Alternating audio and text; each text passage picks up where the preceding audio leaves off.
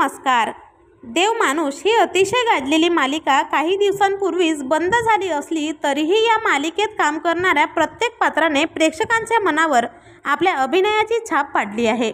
मात्र या मालिकेत काम करणाऱ्या एका सुप्रसिद्ध अभिनेत्रीवर मोठा दुःखाचा डोंगर कोसळला आहे। चला तर मग जाणून घेऊयात कोण आहे ती प्रसिद्ध अभिनेत्री व काय आहे संपूर्ण माहिती।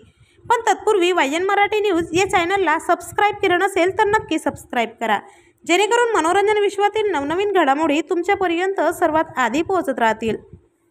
मित्रांनो, देवमानुष, वैजू नंबर 1 आणि अप्पी आमची कलेक्टर मालिकेतून छोट्या मोठ्या भूमिका साकारत प्रेक्षकांच्या भेटीला आलेली अभिनेत्री नीलम पांचाळ हिच्यावर दुःखाचा डोंगर कोसळला आहे।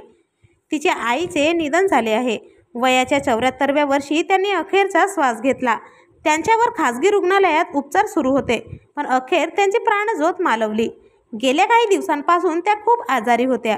आई लवकर बरी व्हावी यासाठी नीलम महाकुंभ मेळ्यात अन्नदान करताना देखील दिसली होती, पण उपचार सुरू असतानाच नीलमच्या आईचे निधन झाले आहे।